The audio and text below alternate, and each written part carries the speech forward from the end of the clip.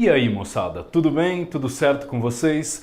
Aqui é o professor Leonardo de volta com a aula 3 de Sociologia para o Enem 2015. Olha só, nas nossas duas primeiras aulas nós conversamos sobre cidadania.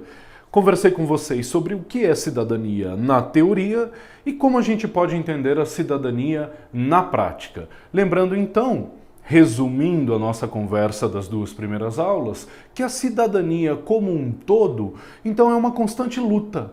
É uma constante luta para transformar a realidade e, assim, fazer com que a gente viva cotidianos mais baseados na igualdade e na liberdade para todos. Bom, então vamos lá. Hoje, na aula 3, eu quero ver com vocês o que acontece quando a cidadania não funciona. Quando a cidadania não é efetiva, quando nós não vivemos em uma sociedade em que a igualdade, a liberdade e, como a gente conversou na aula 2, o respeito às diferenças é garantido, é efetivado, é contemplado no dia a dia das nossas relações sociais, nós temos aí um problema então de desigualdades. Nós temos aí um problema relacionado àquela palavrinha que você também já deve ter, ou certamente, obviamente, já escutou por aí nas suas conversas com amigos, com a família, nos jornais, já leu nas revistas, do preconceito. Legal? Esses dois temas, esses dois grandes assuntos, desigualdades e preconceitos, são super importantes para a prova de Ciências Humanas do seu Enem. Legal? Não há nenhuma prova do Enem, desde lá, quando ele começou a ser aplicado, em 98, que esses dois temas não apareceram em suas provas. Tá bom? Então vamos conversar um pouquinho sobre eles e vamos ver como a gente pode se preparar para a prova desse ano. Legal? Então vamos lá, moçada.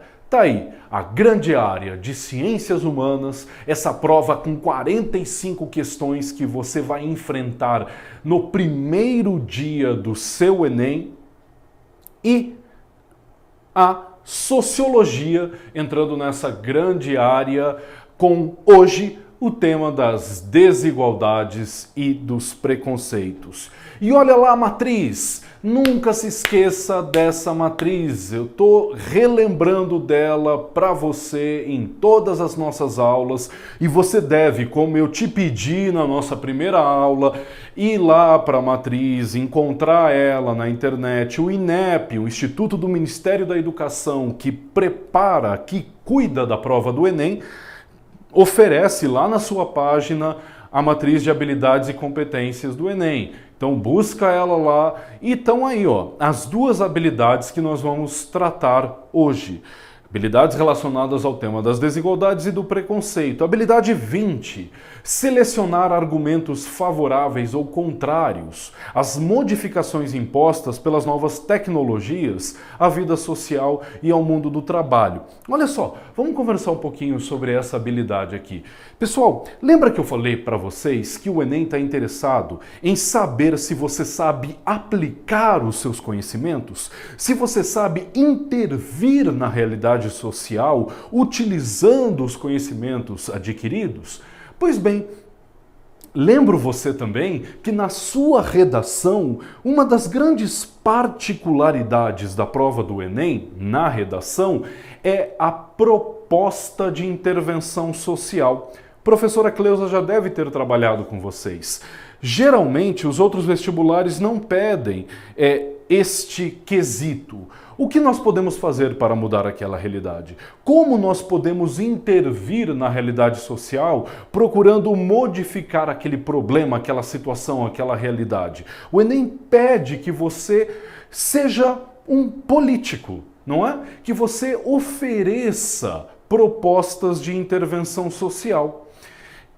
E relacionados à desigualdade e o preconceito, esse tema é interessantíssimo. Essa pegada do Enem é interessantíssima, porque justamente o preconceito e as desigualdades são problemas seríssimos em nossa sociedade que a gente não para de ver aí acontecendo.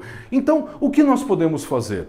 Como nós podemos elaborar, selecionar, como a habilidade fala, argumentos favoráveis ou contrários a essas realidades sociais? Legal? Então, olha como a sociologia não só te prepara para a prova de ciências humanas, como também te ajuda para a prova de redação. E por que não? Sabe, a gente sempre fala de preparação para as provas, a gente sempre fala de se preparar para fazer uma prova, mas por que não? A gente está aqui também conversando sobre as nossas vidas, sobre os nossos cotidianos, sobre as nossas realidades sociais. Então a sociologia, eu espero, eu acredito, eu desejo que ela também te ajude a ter uma vida melhor, a ter uma vida em que você não seja tão preconceituoso ou que não sofra com os preconceitos, por uma vida que você não sofra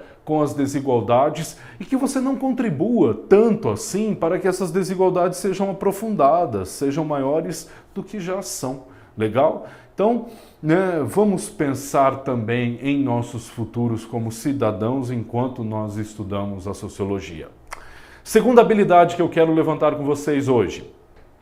Habilidade 23. Analisar a importância dos valores éticos na estruturação política das sociedades. Seguinte, pessoal, essa é uma habilidade também muito vinculada à filosofia. Filosofia que é aquela disciplina que gosta de falar muito sobre ética e sobre moral. Legal, o professor Denis, que será o seu professor de filosofia, vai com certeza absoluta tratar de ética aqui com vocês.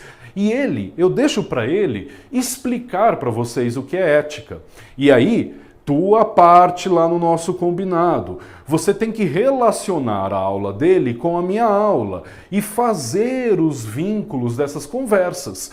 Mas você também vai ter a nossa aula em conjunto, onde eu, Denis, e o professor Laércio de Geografia, e o Marcos da Geografia também, e o Edilson e o Osvaldo da História, vamos conversar entre nós, resolvendo questões do Enem, para te mostrar como essas disciplinas dialogam na prova de Ciências Humanas. Mas eu trago aquela habilidade sobre questões éticas porque, vejam, a habilidade fala sobre a maneira como os valores éticos organizam a nossa vida social. Então nós estamos falando sobre realidades sociais, sobre o estudo científico das sociedades, que é a sociologia também. Então, como esses valores impactam em nossas vidas? Como esses valores moldam, modelam, alteram as nossas vidas? É sobre isso que a gente vai conversar hoje também. Legal? Então vamos lá, moçada. Desigualdades para começo de conversa. Rapaziada, volta aqui para mim. Olha bem aqui para mim. Não se enganem, tá bom? Não se enganem. A riqueza é a produtora da pobreza. Nós temos um sério problema intelectual, compreensivo, quando a gente conversa sobre pobreza. Às vezes nós temos a impressão de que a pobreza é um problema da pobreza em si. Não é, pessoal. Às vezes até mesmo nos canais de comunicação, jornalistas, formadores de opinião, eu vejo eles dizendo assim: o problema do Brasil é o tamanho da nossa pobreza. Errado. Muito errado. O problema do Brasil, anotem aí, é a nossa má distribuição de renda. Porque uma riqueza não existe sem uma pobreza. Ou uma pobreza não existe sem uma riqueza. Ambas são diretamente, são umbilicalmente integradas, vinculadas. Deixa eu te dar um exemplo bem simples, bem fácil para você entender como é que funciona isso aí. E isso aqui é uma aula de economia básica.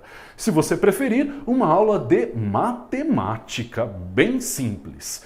Imaginem um bolo de aniversário. Se vem lá um sujeito e pega uma fatia maior desse bolo, é claro que os outros convidados da festa vão ficar com fatias menores. Porque se um só ficou com uma fatia grande, os outros vão ter que dividir em fatias menores as suas partes daquele bolo, né? Eu me lembro, isso aí é festa de aniversário de criança, sabe? Quando vem aquele gordinho, ansioso, que não para de pensar no bolo, na hora de contar o parabéns, ele vai lá e corta a maior parte do bolo para ele, vai comer sozinho. A economia nacional de um país funciona da mesma maneira. A economia é uma só, é o bolo. Né? A economia não é infinita. Se você for estudar economia aí na sua universidade, na tua primeira aula o professor vai te dizer: a economia nada mais é do que a gestão de produtos ou de bens ou de valores escassos, ou seja, poucos. Né? Então a economia é uma só e ela é pequena. Então, como é que essa economia é distribuída pela população? Em um capitalismo, quanto maior a parte dessa economia fica com uma parcela da população, a outra parcela da população vai dividir em fatias menores a sua parte dessa economia. É matemática pura e simples. Então é isso que acontece em sociedades capitalistas. Se um punhadinho de pessoas está ficando com fatias maiores dessa economia, o grosso da população, a maioria da população, vai ficar com partes bem menores. Mas agora você aí me assistindo vai falar: Leonardo, você é um comunista. Você então defende o socialismo, você defende o fim da propriedade privada, você defende o fim de qualquer forma de capitalização de recursos? Nada disso, pessoal. Claro que não. Claro que não. Novamente, eu sou um professor de sociologia, eu não sou um político. Então eu não tenho aqui opinião nenhuma, enquanto professor, do que é melhor, capitalismo ou socialismo. Esse é problema seu. Você que tem que decidir aí se você prefere o capitalismo ou se você prefere o socialismo. Se nós nos encontrarmos aí fora como cidadãos, a gente pode conversar a respeito e eu vou te dizer as minhas opiniões. Mas aqui como professor de sociologia, não. O que eu estou te dizendo é o seguinte: é uma lei de mercado, é uma lei econômica. O capitalismo produz desigualdade. Agora, tudo depende de como os países vão gerenciar essas desigualdades. Né? Vamos pegar a Escandinávia, aquela região do norte da Europa, onde se encontram Suécia, Noruega, Finlândia, Dinamarca e, mais afastado, uma ilha, a Islândia. Esses 5 países geralmente têm os melhores índices de IDH, de Índice de Desenvolvimento Humano. Ou seja, esse númerozinho do IDH, ele não considera só a economia, ele não considera só a produção de riquezas, que é o PIB, Produto Interno Bruto. O IDH também vincula educação, saúde, saneamento básico, taxas de mortalidade infantil, taxas de natalidade. Ele coloca todos esses valores que medem a qualidade de vida de uma população e tenta chegar em um coeficiente final.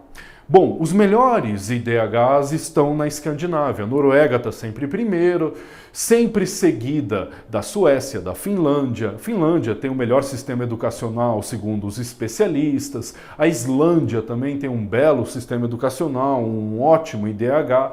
Muito bem. Por que eu estou lembrando desses países aqui para você?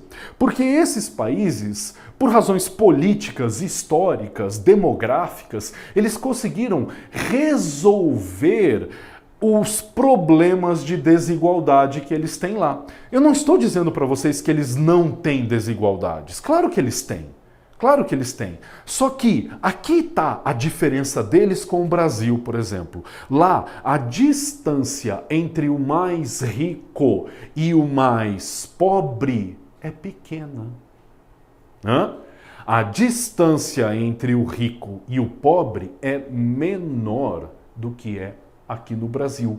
Ou seja, você não tem na Finlândia pessoas muito ricas e pessoas muito pobres.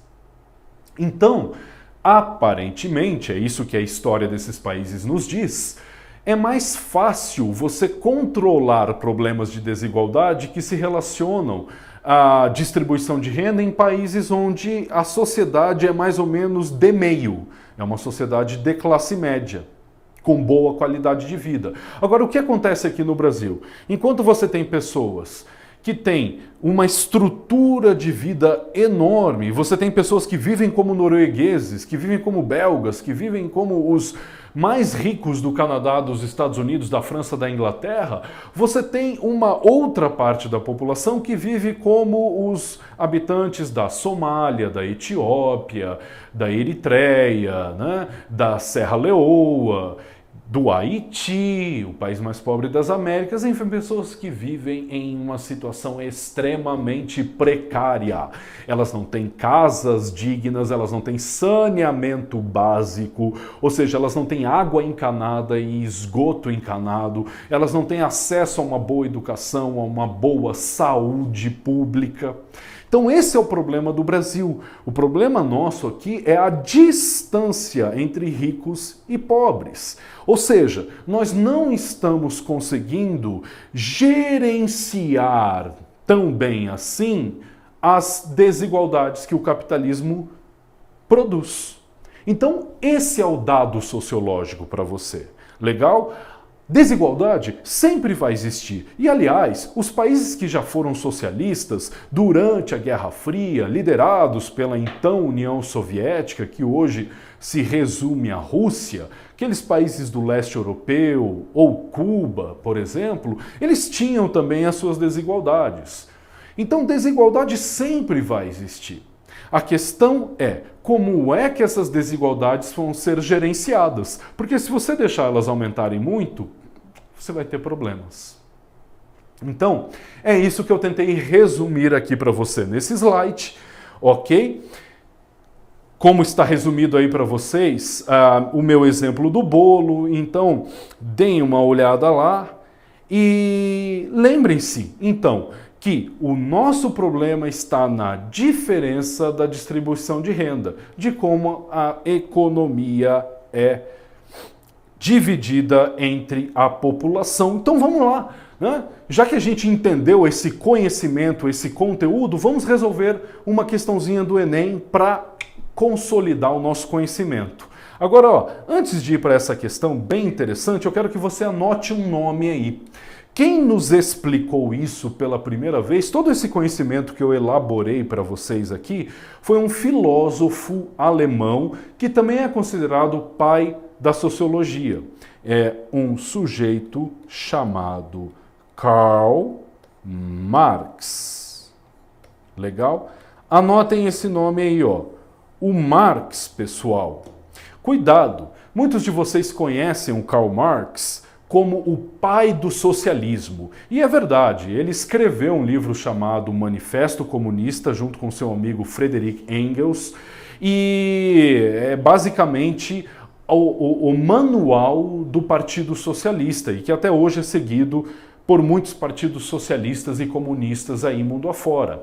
Agora, antes de ele escrever e depois de ele escrever esse livro, ele desenvolveu toda uma teoria econômica sobre o capitalismo. Ele estudou a fundo o capitalismo e ele é o primeiro a entender que é a riqueza que produz a pobreza. Tá bom? Então, vamos lá, vamos resolver uma questão que vocês vão entender exatamente o que ele está falando e o que eu estou tentando transmitir para vocês aqui. Uma questãozinha do Enem 2010, canetinha na mão, sempre lendo, conversando com a sua questão, lendo uma só vez o texto e matando ele de cara. Olha só, homens da Inglaterra, por que arar para os senhores que vos mantêm na miséria? Por que tecer com esforços e cuidado as ricas roupas que vossos tiranos vestem?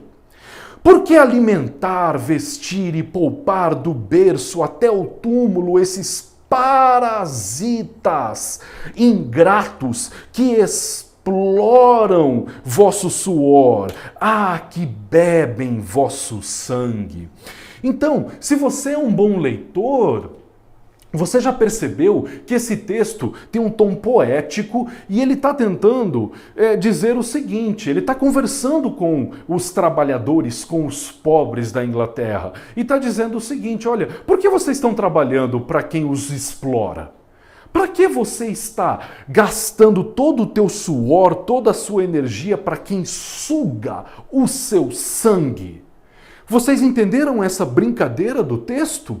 Pois é, um bom leitor, e isso é o que o Enem pede, tem que chegar lá e ler uma vez só esse texto e entender essa mensagem. Legal? Então vamos lá, vamos continuar na questão e ver o que ela vai pedir para nós depois desse texto. A análise do trecho permite identificar que o poeta romântico Shelley, e ele dá aqui, data de nascimento e morte desse poeta. Então vejam lá, ele nasceu no século XVIII e faleceu no século XIX, é um poema antigo. E se você está ligado nas suas aulas de história, você sabe que séculos XVIII e século XIX é o quê? É o começo da Revolução Industrial.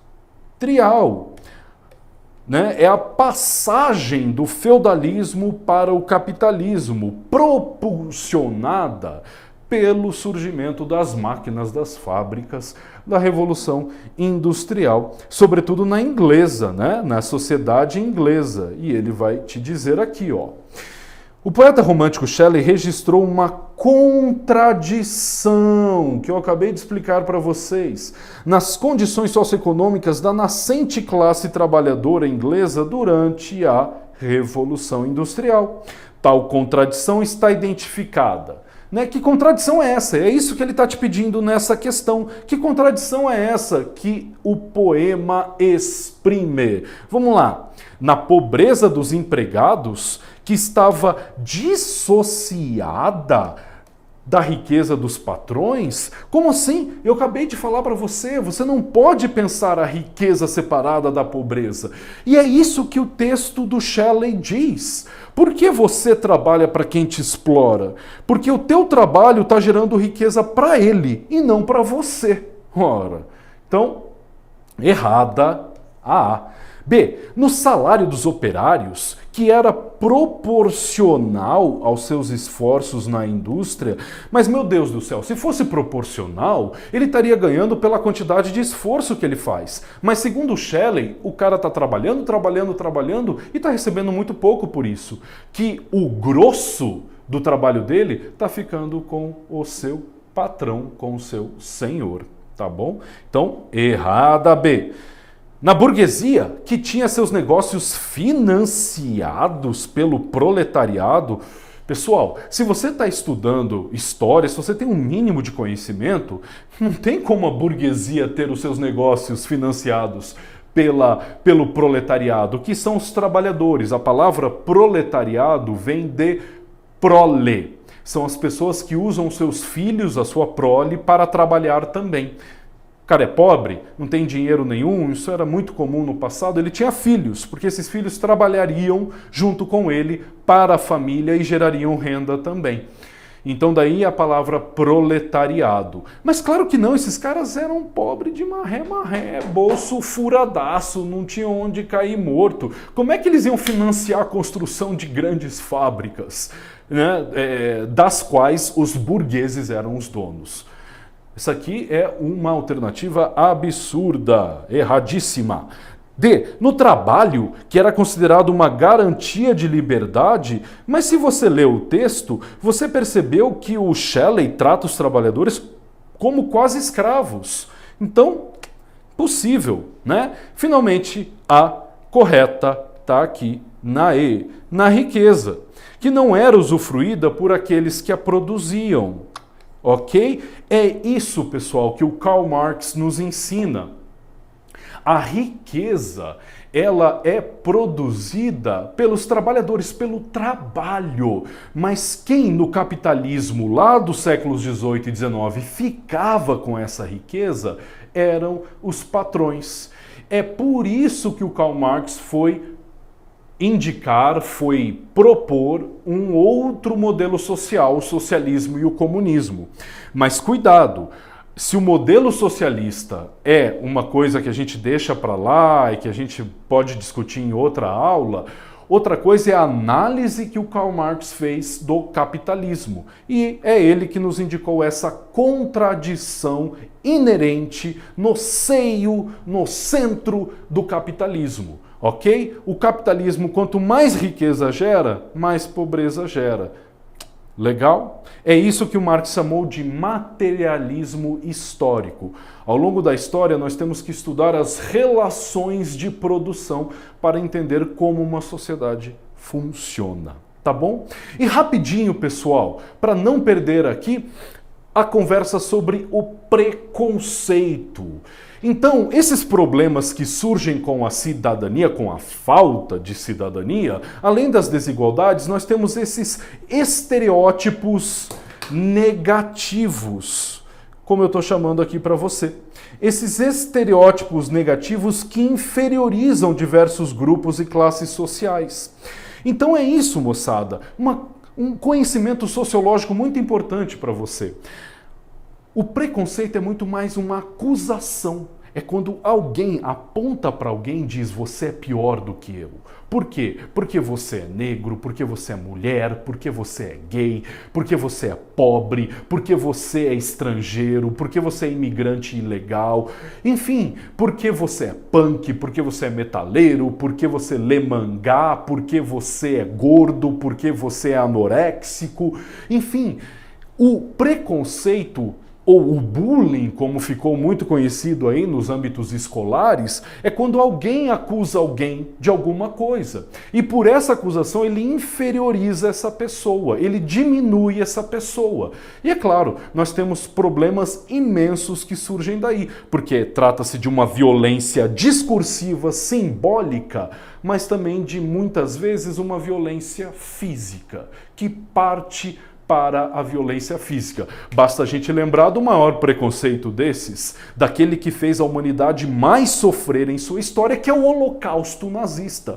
Quando eles olharam para uma religião, para um tipo de fiel, o judeu, e disseram: vocês são os problemas da Alemanha. Vocês são inferiores. Vocês fazem parte de uma humanidade inferior. Então nós temos que eliminar vocês. Primeiro eles colocaram essas pessoas em campos de concentração, onde eles trabalhavam forçadamente, não descansavam e mal comiam, e a partir de 42 começaram um programa de assassinato metódico de todos os judeus.